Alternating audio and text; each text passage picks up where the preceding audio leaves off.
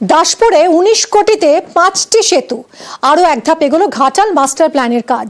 5টি সেতু নির্মাণে সেচ দফতরের 19 কোটি টাকা বরাদ্দ। দাসপুরের 2 নম্বর ব্লকে 5টি সেতু নির্মাণের ছাড়পত্র মিলেছে। টেন্ডার প্রক্রিয়া শেষ করে ওয়ার্ক অর্ডার জারি। আবির আমাদের প্রতিনিধির সঙ্গে কথা বলবো। আবির, এর ফলে কতটা এগোলো ঘাটাল মাস্টার প্ল্যানের কাজ? ঘাটাল মাস্টার প্ল্যানের আওতায় থাকা চন্দ্রেশ্বর, পলাশপাই খাল, এই খালগুলোর উপরেই সেতুগুলো নির্মাণ হতে চলেছে। এর ফলে ব্লক এলাকার মানুষজন উপকৃত হবেন এবং এখানে বেশ কিছু সেতু ছিল যেগুলো জরাজীর্ণ অবস্থার মধ্যে পড়ে গিয়েছিল। দাসপুরের ক্ষেত্রে যে পঞ্চায়েত সমিতির যে স্টিয়ারিং কমিটি তৈরি করা হয়েছিল, ঘাটাল মাস্টার প্ল্যানের জন্য যে কমিটিগুলো তৈরি করা হয়েছে, তারা ইতিমধ্যে তাদেরকে এস্টিমেট করে জেলা সেচ দপ্তরকে পাঠিয়েছিল। অবশ্যই তাদের ছাড়পত্র পাওয়া গেছে। ঘাটাল মাস্টার প্ল্যানের আওতায় থাকা বিভিন্ন কাজ অত্যন্ত দ্রুত শেষ করতে চাইছে রাজ্য সরকার। ফলে মনিটরিং কমিটির বৈঠকে যে দাবি, সেই দাবি মেনেই কাজগুলো করা হচ্ছে। সেতুগুলো যেখানে নির্মাণ হবে তার মধ্যে রানীচক গ্রাম পঞ্চায়েতের দড়ি অযোধ্যা, কোনাই গ্রাম পঞ্চায়েতের ভুইয়ারা, সাহাচক গ্রাম পঞ্চায়েতের উদয়চক ও জোট ঘনশ্যাম গ্রাম পঞ্চায়েতের জোট ঘনশ্যামে এগুলি হবে। এবং যে লক্ষ্যমাত্রা দেওয়া হচ্ছে তাতে আগামী বছর আগস্টের মাসে যাতে সেতু নির্মাণের কাজ শেষ করতে পারা যায়, সে ব্যাপারে দ্রুত পদক্ষেপ গ্রহণ করতে বলা হয়েছে রাজ্য সেচ দপ্তরের তরফ থেকে। ধন্যবাদ আবির। শুরু হলো ঘাটাল মাস্টার প্ল্যানের কাজ। দাসপুরে 19 কোটি টাকা খরচে 5টি সেতু নির্মাণে সেচ দফতরের 19 কোটি টাকা বরাদ্দ হয়েছে। দাসপুরের 2 নম্বর ব্লকে 5টি সেতু নির্মাণের ছাড়পত্র মিলেছে। টেন্ডার প্রক্রিয়া শেষ করে ওয়ার্ক অর্ডার জারি হয়েছে। মার্চ মাসে এই 5টি পাকা সেতুর কাজ শুরু হবে এবং আগামী বছর অগস্ট মাসে কাজ শেষের টার্গেট। ফলে উপকৃত হবেন ঘাটালের মানুষ। আরও এক ধাপ এগোলো ঘাটাল মাস্টার প্ল্যানের কাজ। দাসপুর 2 নম্বর ব্লকে 5টি কংক্রিটের সেতু নির্মাণের ছাড়পত্র দিল সেচ দফতর।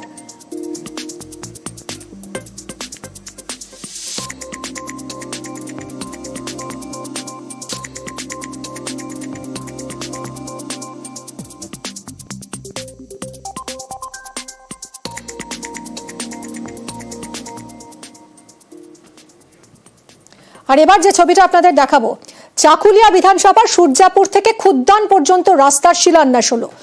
এই সেই রাস্তা, দেখুন কি অবস্থা এই রাস্তার। দীর্ঘ প্রায় 20 বছরের যন্ত্রণা থেকে এবার মুক্তি পেতে চলেছেন চাকুলিয়াবাসী। এইভাবেই গাড়ি যাতায়াত করত এবং বর্ষাকালে এই রাস্তা দিয়ে হাঁটার কোনো উপায় ছিল না। অবশেষে এই সমস্যা থেকে মুক্তি পেল প্রায় 20,000 মানুষ। প্রায় 9 কিলোমিটার রাস্তার শিলান্যাসে খুশি স্থানীয়রা। চঞ্চল আমাদের প্রতিনিধির সঙ্গে কথা বলবো। চঞ্চল, নিঃসন্দেহে এটা একটা খুব ভালো খবর। চাকুলিয়াবাসী তারা কতটা খুশি এই খবরে এবং কবে থেকে কাজ শুরু হচ্ছে?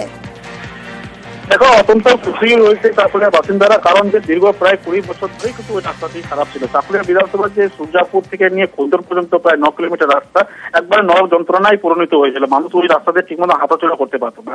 দীর্ঘদিন ধরে কিন্তু দাবি জানিয়ে আসছিল, কোনো সুরাহা হয়নি। পরবর্তীতে 2021 সালে যখন চাকুলিয়ার যে নতুন এমএলএ হয় তৃণমূলে, যখন জয়ী হয় মিনাজুল আরফিন আজাদ, তার দ্বারস্থ হন এবং তার দ্বারস্থ হওয়ার পরে কিন্তু তিনি আশ্বাস দিয়েছিলেন এবং শেষমেশ সেই রাস্তার শিলান্যাস হয়েছে। এবং শিলান্যাস হওয়াতে কিন্তু অত্যন্ত খুশি হয়েছে গ্রামবাসীরা। তারা কিন্তু বিধায়ক এবং কি রাজ্য সরকারকেও ধন্যবাদ জানিয়েছেন এলাকার বাসিন্দারা।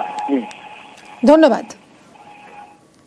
আজকে এই রাস্তা উদ্বোধন আমার যেটা হচ্ছিল আমাদের সূর্যাপুর বাজার থেকে নিয়ে আপনার খুদ্দান মোড় পর্যন্ত খুব জরুরি রাস্তা। এটা প্রায় 20,000 মানুষ ডেইলি যাতায়াত করে এই রাস্তা দিয়ে। আজকে আমরা এই রাস্তাটা পশ্চিমবঙ্গের তহবিল এবং কেন্দ্রীয় তহবিল, 2টা তহবিল মিলিয়ে প্রধানমন্ত্রী গ্রামীণ রাস্তা যেটা আছে PMGSY-3 ভেজে এই রাস্তা করা হয়।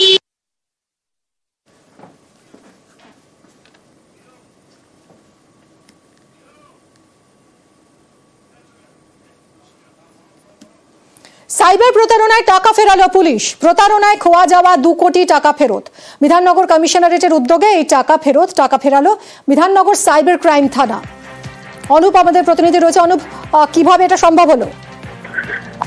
বিধাননগর পুলিশের পক্ষ থেকে কিন্তু আজকে সাংবাদিক বৈঠক করা হয় এবং ডিসিডিডি গোয়েন্দা প্রধান তিনি কিন্তু সাংবাদিক বৈঠক করে সব মিলিয়ে বিধাননগর সাইবার ক্রাইম যে থানা, সেই থানায় 30টি কেস হয়েছিল এবং একাধিক টাকা প্রতারণার মামলা ঘটনা ঘটেছিল এবং সেই ঘটনায় 30 জনের হাতেই কিন্তু পুলিশের পক্ষ থেকেও ইতিমধ্যেই সেই চেক তুলে দেওয়া হলো। 2 কোটিরও কিন্তু বেশি টাকা সেই চেক তুলে দেওয়া হলো এবং আরো কিছু টাকা কিন্তু কয়েকদিনের মধ্যে তার রিকভারি করবে এমনটা কিন্তু স্পষ্ট করছেন এবং সেই অঙ্কের টাকাও কিন্তু যারা প্রতারিত হয়েছেন তাদেরকে আনুষ্ঠানিকভাবে ফিরিয়ে দেওয়া হবে।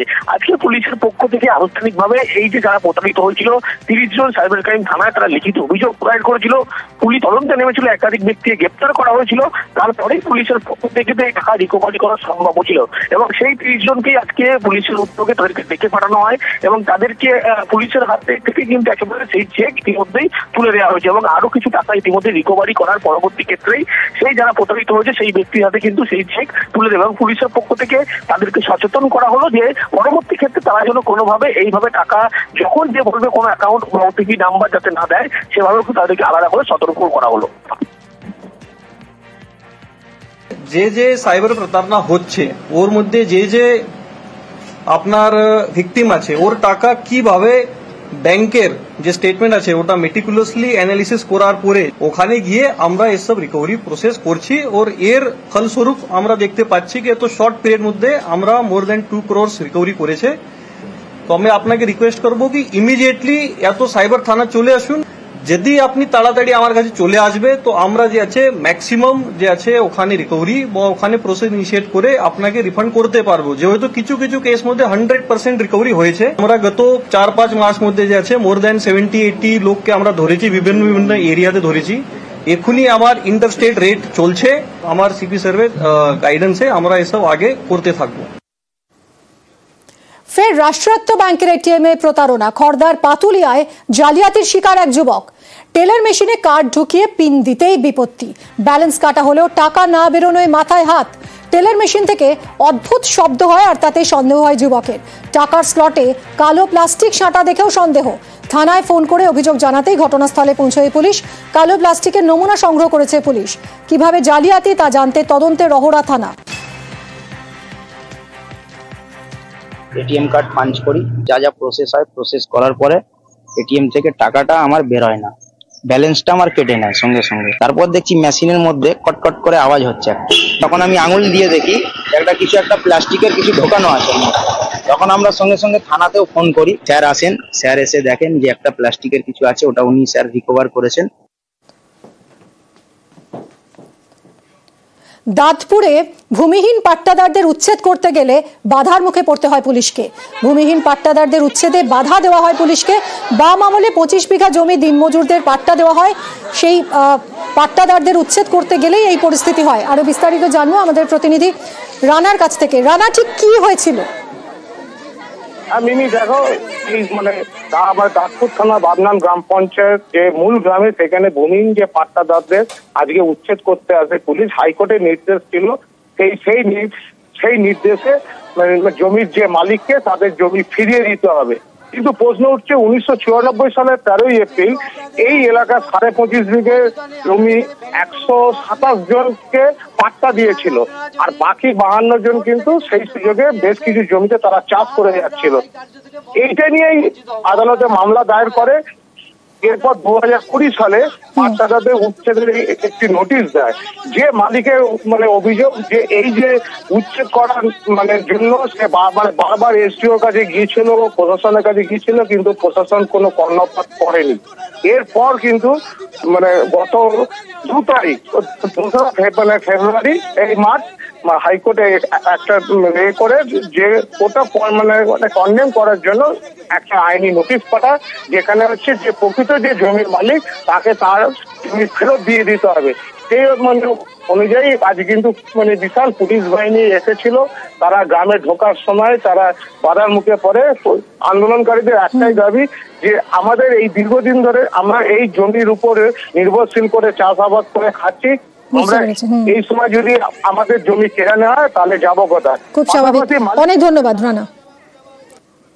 যেহেতু আপনাদের আইনি কোনো বৈধতা নেই, আপনাদের কাছে ভ্যালিড কোনো পেপারস নেই, সুতরাং আপনারা যদি কোর্ট থেকে যদি পেপারস নিয়ে আসেন তাহলে আমরা এই কার্য থেকে বঞ্চিত হব, আমরা সেখানে চলে যাব।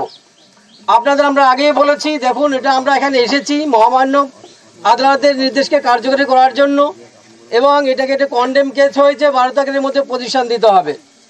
এর জন্য আপনাদের অনেক আগে নোটিশ ইস্যু করা হয়েছিল, কিন্তু আপনারা কোনো মুভমেন্ট করেননি। আমরা যে জমিগুলো ফাঁকা আছে, যেগুলোতে আপনারা পজিশন নেই, সেই জমিগুলো ওনাদের আমরা হ্যান্ড ওভার করি। যে জমিতে আপনাদের আমরা জমি ছাড়তে চাই না, আজকে আমাদের বাপ ঠাকুর থেকে আমরা জমি পেয়েছি, সেই জমি ছাড়বো না, তাই জন্য আমরা আন্দোলন করছি।